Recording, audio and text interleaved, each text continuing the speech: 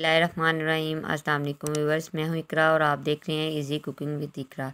आज मैं अल्लाह के फजल करम से एक नई रेसिपी के साथ हाज़िर हुई हूँ। उम्मीद करती हूँ आपको मेरी रेसिपी अच्छी लगेगी। अगर आपको मेरी रेसिपी अच्छी लगे चैनल को सब्सक्राइब करना और वीडियो को लाइक करना ना भूलिएगा। तो चलते हैं रेसिपी की जानब। तो बिस्मिल्लाहिर्रहमानिर्रहीम, आज हम बनाएंगे जापानी फल का मिल्क शेक। बहुत ही मज़े का बनता है, बनाना भी बहुत ही आसान है।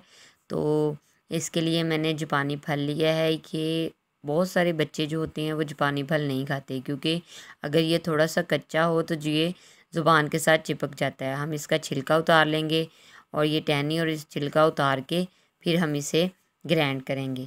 तो अल्हम्दुलिल्लाह मैंने छिलका और टहनी दोनों उतार के इसे ग्राइंडर जग में डाल लिया है। तो अब मैं इसमें डाल दूँगी चीनी। 3 टेबलस्पून में इसमें चीनी ऐड करूँगी। तो फिर हम इसमें डालेंगे फुल क्रीमी दूध।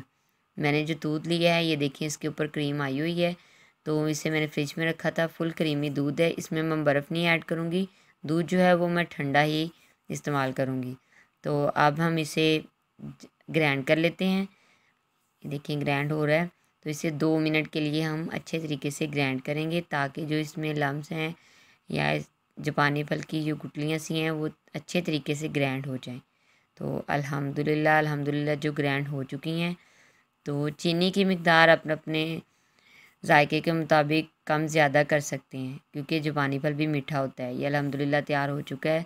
तो अगर आपको मेरी वीडियो पसंद आई है तो मेरे चैनल को सब्सक्राइब करना और वीडियो को लाइक करना ना भूलिएगा, और दुआओं में मुझे याद रखिएगा। नेक्स्ट वीडियो तक मुझे दें इजाज़त। अल्लाह हाफिज़।